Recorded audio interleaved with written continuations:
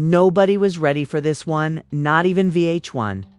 Just when the dust started to settle between Rasheeda, Jasmine, and Kirk, Jasmine dropped a bomb that shattered everything. During what was supposed to be a calm sit-down interview, Jasmine pulled out a single photo, and behind that picture was a truth so devastating, so unbelievable, it left Rasheeda speechless on camera. Kirk Frost had a second baby, with someone else. And Jasmine, she knew the whole time. But why stay quiet? Why speak now? And why, of all moments, did she choose to expose it in front of the entire production crew with Rasheeda's mother sitting right there? Betrayal doesn't even begin to cover it.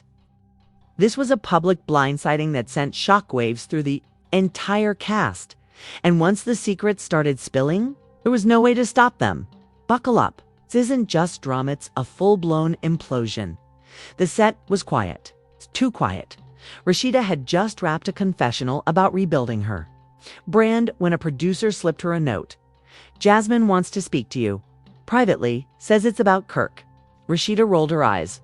What now? She'd already been through hell and back with Jasmine, the surprise baby, years ago. It's betrayal, the paternity test, the public humiliation.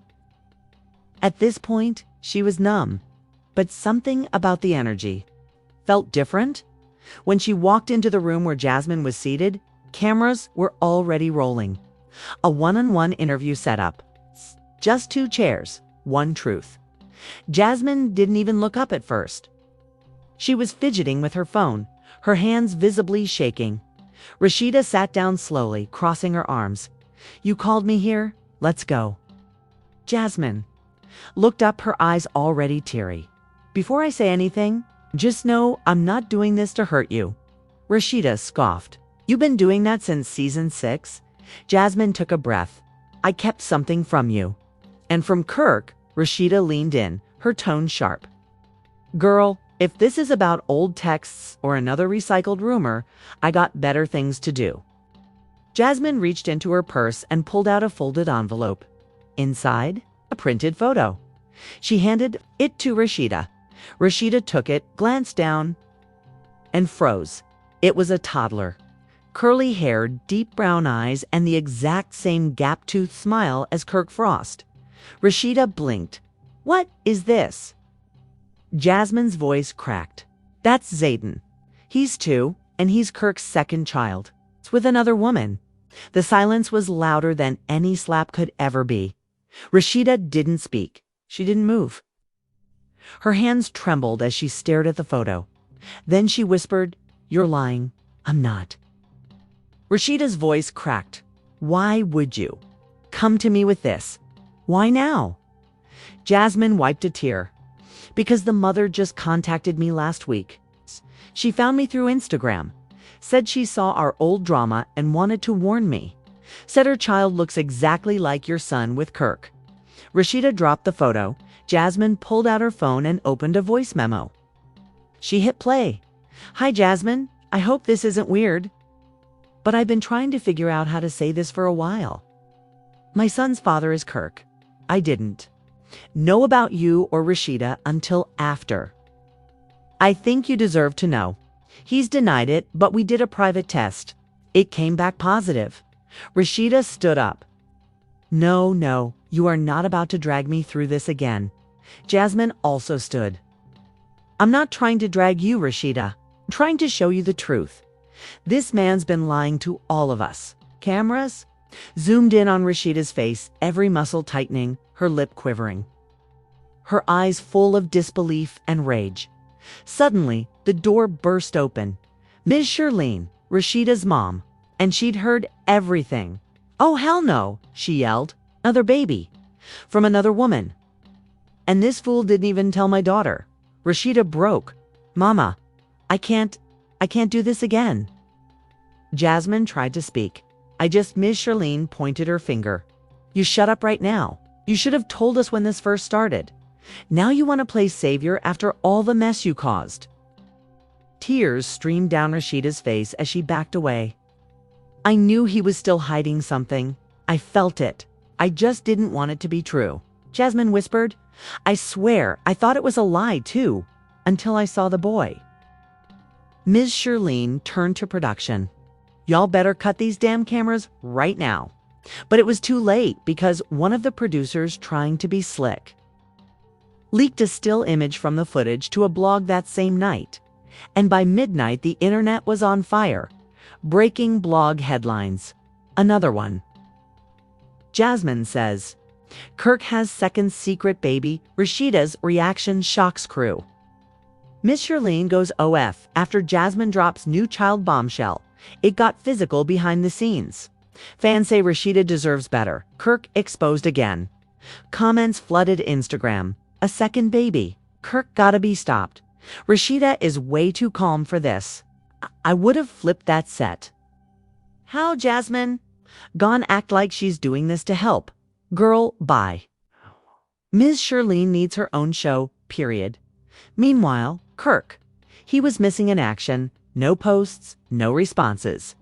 No presence at the next scheduled filming.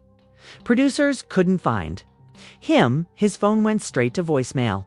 His rep said he was dealing with a private family matter. It's translation.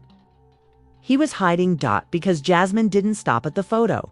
She had screenshots of Kirk wiring $750 monthly to the alleged second baby mama under a fake LLC name. She had Demise. She even had a picture of Kirk holding the baby at a gas station in Decatur. Hood on, sunglasses, but clear as day. Rasheeda sat in her dressing room surrounded by producers and cast. Head in her hands. How many lies has he told me? She muttered. How many times has he played me like this was just a mistake? No one answered because there was nothing left to say.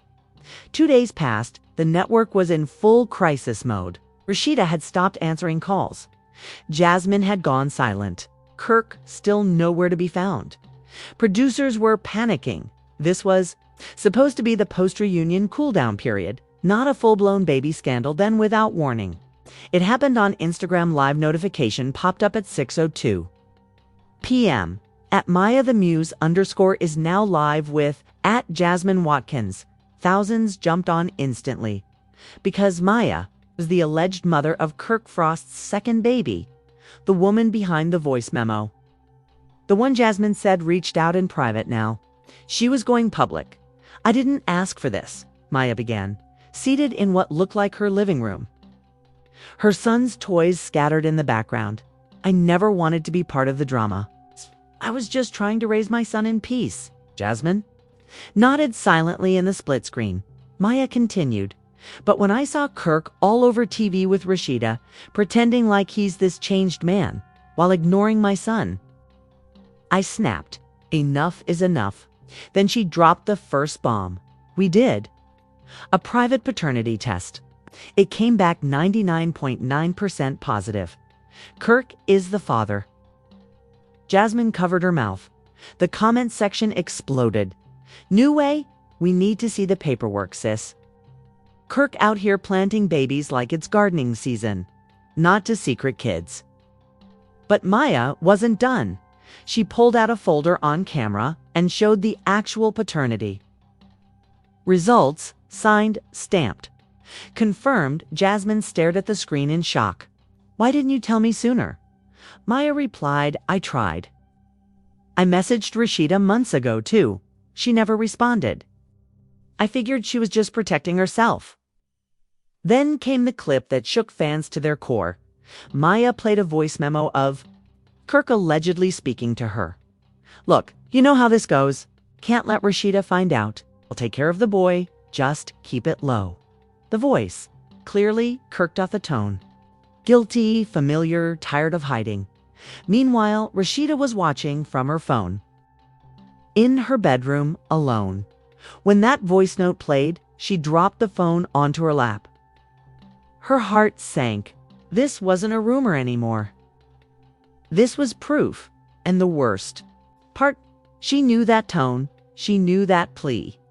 Kirk had said almost the exact same words when the Jasmine drama unfolded. Years ago, now history was repeating itself. Except this time, the pain hit differently. Cut 2. Kirk's side while Maya and Jasmine's live was hitting over 100K viewers. Kirk finally popped up, not with a post, not with a statement, but seen by paparazzi leaving a lawyer's office in downtown Atlanta. He looked destroyed. Hat pulled low, hoodie up, no comment, no eye contact. Just a man caught in a lie he couldn't climb out of. TMZ wasted no time. Kirk Frost hiding. After second baby confirmed, Rasheeda devastated, sources say. By midnight, the scandal was everywhere. Shade Room, Hollywood unlocked. Baller. Alert, even E! News picked it up. Back to IG. Liv Jasmine ended the live with a final message. I'm not proud of how I entered Rasheeda's life, but I refuse to let another woman suffer in silence like I did. And Maya, she whispered one line that would go viral. Kirk told me he was done with drama. What he meant was, he was done getting caught. Reactions across social media. I knew Kirk wasn't changed. You could see it in his eyes. Rasheeda needs to leave and take the brand with her. Enough. Jasmine low-key did the right thing this time. I'm shocked. VH1 needs to make a full episode just from that live. Backstage at VH1, Mona Scott Young and the executive producers were floored. They didn't even have to do anything. The cast was writing the show for them. The paternity test, the leaked phone calls, the live, the emotional collapse. All they had to do was hit record. But Rasheeda, she wasn't interested in cameras anymore. She told producers flat out, "Y'all not gonna milk my pain this time?" Kirk wants to say. Something he says it to my face, on camera, with no edits. Or I walk from this franchise for good. Boom! The pressure shifted to Kirk, and the clock was ticking. End of part 2 cliffhanger. Producers finally get a hold of Kirk. He agrees to film, but under one condition. I want to speak. 2 RASHEEDA. Alone. No producers. No Jasmine. No Jasmine. There's a situation brewing, post on YC. Execs have confirmed this new rollout was intentionally provocative. Do not prioritize their tracks on flagship playlists until further notice. The implication: there was a deliberate attempt to suppress Shaw and Kendrick's track from reaching playlist rotation because it offended Young Money's internal alliances and the fans. They weren't having it. The hashtag #ProtectSZ started trending globally within hours. The Clout TV channel dropped a live breakdown, calling it the most coordinated soft censorship attempt against A-list artists in the last decade. And they weren't wrong. In the span of just 24 hours, Legacy Dust, despite going viral, was removed from Spotify's New Music Friday. Apple Music reclassified the live clip as performance art, making it ineligible for editorial promotion. Even YouTube flagged fan-uploaded videos with limited monetization. It was clear someone was trying to pull the plug. But instead of silencing the movement, it backfired. The fan base snapped. TikTok creators began dissecting every frame of the performance, turning it into a viral anthem for artistic rebellion. One user wrote, "When the machine fears you, that's how you know you're speaking truth." Kendrick and SZA shook the table. And now comes the first major twist, just 2 days after the NYC show. A leaked studio snippet hit the web, one that's allegedly part of a follow-up record titled Fall from Grace. And this time, names were dropped. Directly took a line from Kendrick in the snippet. She wore a crown of plastics and bars borrowed from blogs. I watched the kingdom fold behind a curtain of applause. And then, Shaw's voice, low.com, but cutting, told me I'd never last without pop appeal. But they forgot I never needed a ghost to write how I feel. What? Fans immediately started speculating. Was Kendrick calling Nicki a manufactured queen? Was Essia throwing shade at Drake's alleged ghostwriting past? One thing was crystal clear. This was personal.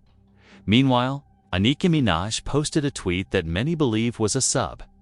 "Y'all love a trendy sermon until the spirit bites back." Drake, he liked a tweet that read, Some people drop albums. Others drop performances for clout, but still, no direct response. And now?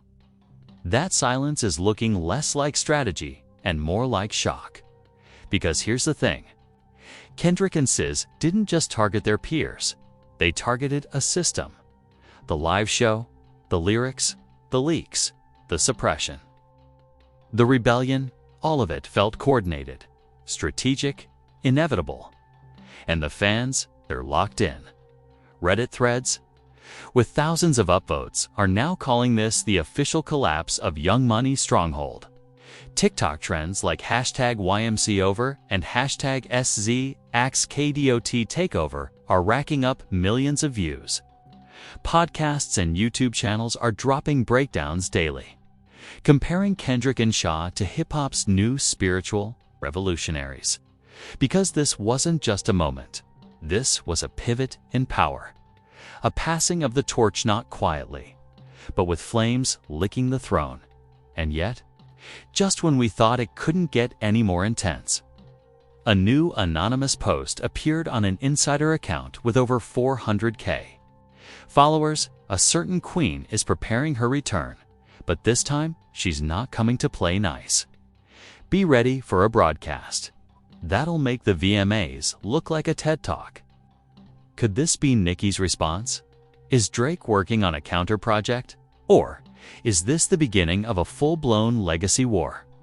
Just when it seemed like Kendrick and SZA had delivered the final blow to the Young Money empire, the story took a wild turn. Because late last night, a mysterious countdown appeared on SZA's website. No explanation, no promo, no tweet. Just a Way-Medj, just a black screen and glowing red numbers. 6 days, 22 hours, 15 minutes, and under it, a single word: closure. Fans immediately lost it. Theorists on Reddit claimed it's the official release date for the studio version of Legacy Dust. Others believe it's a joint visual project from Kendrick and SZA that might include a series of short films exposing the cracks in hip-hop royalty, fame, politics, and personal betrayals. But then, it's almost as if the universe was listening. Nicki Minaj finally broke her silence. Out of nowhere, Queen Radio went live on her YouTube channel and she came in swinging. And no, she didn't beat around the bush. Within 5 minutes, Nicki addressed the elephant in the room. I heard the whispers. I saw the cute little performances. A rapper and R&B whisperer think they can end a dynasty. I am the dynasty, sweetheart. Then she said the line that sent shockwaves across every platform. SZA can sell vibes. Kendrick can sell think pieces, but I've built an army, and y'all just trying to light candles in a hurricane. She was heated, but it didn't stop there. Nicki then played a preview of her upcoming track, titled Crown Theft. And let me tell you, it was not subtle. Here's what she rapped in the snippet. They throwing stones from glass sessions, but forgot who made the blueprint for confessions. Cut from the cloth that your verses imitate the only queen left, check the dinner plate. The barbs went crazy. Nicki had re-entered the battlefield. Within minutes, #Queen Radio and Crown Theft were trending. Clips of her broadcast flooded Twitter, TikTok, and YouTube. Even critics who had been praising SZA started asking, wait, is Nicki about to flip this entire narrative back in her favor? But then, Kendrick responded, and not with a tweet, not with a diss track, but with a photo. A black and white Polaroid. It showed a dinner table, empty chairs, one crown placed upside down. Caption: royalty ain't inherited. It's earned in silence. The internet melted. Was he calling her out directly? Was he saying her reign is over? And says, oh, she jumped in too. She reposted Kendrick's photo with a single emoji. The dove, fans interpreted that as SZA saying she's at peace, even while dragging thrones and burning bridges at the same time. Behind the scenes, something even bigger was happening. A massive leak hit a Discord server late last night, allegedly from an engineer connected to both artists' teams. Inside the leak, a document labeled GNX_closure_visual_schedule_final, and what it detailed was jaw-dropping. A 3-part visual project starring Kendrick and SZA. Each video set to target a specific aspect of the industry. Part 1, Idols and Illusions. Part 2, Ghost Crowns. Part 3, What's Left When It Ends. The dates, all pointing to a global livestream premiere on the exact day of the website countdown. What makes this even crazier? An alleged voice memo within the file featuring Kendrick saying, "We not making diss tracks, we making documentaries wrapped in rhythm. Let them respond with bars, we'll respond with truth." This wasn't a feud. This was a creative war, a new format, a new frontier. And Kendrick and SZA were ready to burn down the old game to build a new one. Meanwhile, internal label chatter started spilling out. Universal Music allegedly held an emergency PR meeting about how to position Nicki and Drake without responding directly to the controversy. Republic Records insiders leaked that Drake is not happy with how the situation is being handled. Sources say he believes Kendrick and SZA set this up months ago. And then came the wildest twist yet. A private listening party invite got leaked, not for a new Drake album, but for a surprise collaboration between Nicki and Travis Scott. Yep, the invite, sent to VIP influencers and execs, reads, "In response to recent shifts in public narrative, it's time to reframe power." Title of the collab, Unshaken. So now fans are wondering, is Young Money forming new alliances to protect their legacy? Are Kendrick and SZA about to redefine the entire art form? Or are we about to watch a full-blown collapse of the old regime as a new generation steps forward, not with sales and awards, but with impact, transparency, and raw truth? Either way, this isn't just about lyrics anymore. This is about legacy, about control, and about who gets to stand on the mountain when the storm clears.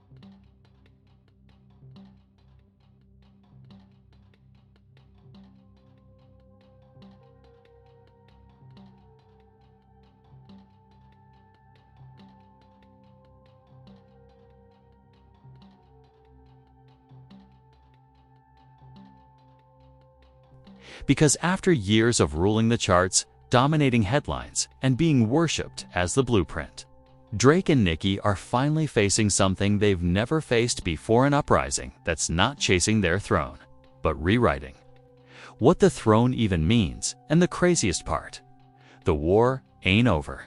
It's just getting started. The culture didn't just react to this Kendrick and SZA's Young Money moment. It erupted within minutes of Nicki's Queen radio broadcast and Kendrick's eerie photo response. The internet split in half. Fans, artists, blogs, critics, everyone was taking sides. This wasn't just a beef anymore. This was a generational war. Let's start with Twitter X, which turned into a digital battlefield overnight. Hashtag crown theft, hashtag young money fell off. Hashtag closure count, hashtag SZA and Kendrick, all trending worldwide. One viral post read: Kendrick and SZA just exposed the cracks in Young Money's glass castle. And Nicki, she's screaming from the throne while it's crumbling. Another: Drake built an empire off moods. Kendrick built one-off movements. There's a difference. Meanwhile, the Barbs weren't staying quiet. Nicki's army came in swinging, flooding Kendrick and SZA's posts with emojis, accusing them of being opportunistic, clout-chasing, and jealous of Young Money's legacy. But even within the Barbs community, cracks began to form. One longtime Nicki fan tweeted, "Love her to death, but if Kendrick and SZA are exposing the fakery in the industry, I'm not mad at it. We need a reset." That tweet, 57K likes. Thousands of quote tweets, even Nicki stans were starting to admit.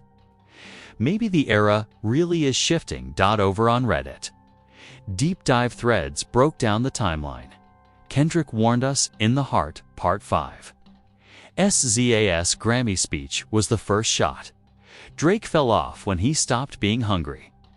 Nicki couldn't pass the torch, so Kendrick and SZA snatched it. The top comment said it best: "This ain't just Kendrick versus Drake. This ain't Shaw versus Nicki. This is art versus algorithm. Legacy versus illusion." TikTok took it to another level. Creators reenacted the Legacy Dust performance. Some even staged fake Kendrick x SZA press conferences using AI voices, pulling in millions of views in just hours. Trending TikTok captions: "This is what happens when truth gets a mic." The throne was empty. SZA and Kendrick walked in. Nicki screamed. Kendrick whispered. The world listened. And don't think the industry elites were staying quiet. The Breakfast Club dropped an emergency episode titled, "Has the Young Money Era Finally Ended?" Charlemagne said, "Let's be real." The whole room shook when Kendrick walked through with SSC. This wasn't no PR stunt. This was a cultural shift. Angela Yee added, "Nicki's response was strong, but you could feel the desperation behind it." Over at Hot 97, Ebro chimed in, "When the people start questioning the people they used to worship, that's when you know the shift is real." Kendrick didn't just perform, he pulled the curtain back. And then came the celebrity reactions. Rihanna liked SZA's Dove emoji post. Doja Cat posted a cryptic tweet: "The ones who break rules never beg for crowns." Lil Wayne, silent. Drake still hasn't posted. Jay-Z was spotted backstage at the NYC show, but no comment from the ROC Nation camp. But the biggest reaction came from J. Cole. Yep, out of nowhere, Cole posted a black screen to IG Stories with 3 dots, and in the caption, "I see it." Loud and clear. Fans went wild. Was that support for Kendrick? Was Cole planning to join the conversation? Or was he calling both sides out? Reddit went into meltdown mode. Theories flew. Cole's about to drop a mediation track. Cole tried to stay neutral, but now he knows he has to pick a side. Is Cole the secret feature on Closure PT3? Meanwhile, the labels are sweating. Insider reports claim major DSPs are reconsidering playlist positioning for all 4 artists. Multiple big brands are reassessing. Partnerships worried about conflict optics. Streaming data shows Legacy Dust even without a studio releases, pulling in millions of fan-made uploads. All hitting the algorithm. And guess what? A secret email was leaked from an Atlantic Records rep. It said, "The streets are responding to Kendrick and SZA with religious intensity. We need to counter with a campaign that reframes the narrative." Translation: damage control is officially underway because it's no longer about who sells more. It's about who controls the soul of the culture, and right now, SZA and Kendrick have the world leaning in. The countdown is ticking. Nicki's fired her first shot. Drake's either plotting in silence or paralyzed by it. And the fans, they're no longer watching from the sidelines. They're choosing sides because this ain't about the throne anymore. It's about who's still worthy to sit in the room. And just when the dust started to settle, the final twist dropped. An anonymous whistleblower leaked an internal streaming memo titled YMC Disruption. Mitigation Protocol, Tier 1 Artists. What does that mean? It means the powers that be, the same ones that have been quietly running the industry from boardrooms, were preparing a full-scale campaign to protect Drake and Nicki's legacy by containing the fallout from Kendrick and SZA's cultural takeover. Inside the memo: targeted promotion of positive legacy content, mass influencer rollouts to divert attention from anti-Young Money narratives, reprioritizing Drake and Nicki's back catalogs on DSP homepages, and here's the kicker: a scheduled Young Money tribute event. Within 24 hours of Kendrick and SZA's rumored closure livestream, yes, you read that right, they're planning to distract the audience with nostalgia, while Kendrick and SZA drop what could be the final nail. But it gets wilder. A new Kendrick voice note was leaked, recorded during a closed studio session in Compton just 2 nights ago. In it, Kendrick says, "They built an empire on imitation and marketing. We built ours on silence and substance. And when it's all said and done, only one will remain standing." It was followed by 6 seconds of SZA singing a cappella. "Let them hold the crown, we'll hold the mirror." Mirror symbolism again. And we've seen this theme before from Kendrick, but this time it's paired with SZA's ethereal pain, and the streets felt it. That single clip was reposted over 3.4 million times in 6 hours. Even journalists who once favored Drake or Nicki began shifting their language. This isn't a battle, it's a reckoning. Closure isn't about ending something, it's about exposing what should have never started. And then came the final piece. On the closure countdown site, a glitch flashed for exactly 30 seconds. It showed Kendrick and SZA standing back to back, a golden throne empty and melting.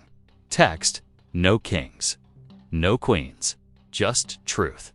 Below it, 1111's The Fall of Idols, and then it vanished. The site returned to black, but that one moment, it changed everything. Now fans, media outlets, and even industry insiders are holding their breath, because on November 11th, the closure project will finally drop. And if Kendrick and SZA deliver what fans believe they will, it's over. Not just for Drake, not just for Nicki, but for every artist who built their legacy on filters, fakeness, and inflated crowns. The Young Money era ruled with power, influence, and numbers. But Kendrick and SZA are walking in with something even heavier: proof, perspective, and poetic vengeance. So now we wait 6 days until the industry either reclaims its illusion or watches it burn, live. So here we are. Kendrick Lamar and SZA didn't just release a song. They didn't just throw subs. They declared war on a legacy built by the gods of the gay man right. Now the thrones are shaking.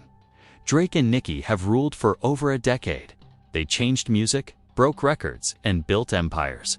But now, they're being challenged not with clout, but with clarity, not with charts, but with culture. The countdown to closure is ticking.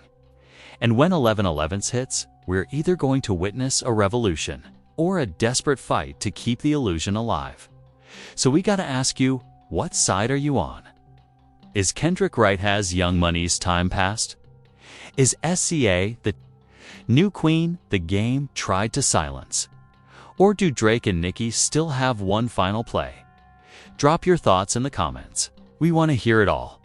Team SZA and Kendrick. Team Young Money forever. Or is this whole industry playing chess with invisible pieces? Like this video if you feel the shift happening. Share it if you're ready for the new generation to take the crown. Subscribe if you know this story is far from over. Because, make no mistake, November 11th, the world's going to witness something that no PR stunt, no label strategy, and no algorithm can contain. Kendrick and SZA said they don't want the throne. They want the truth. And when that drops, the game will never be the same again. The same again.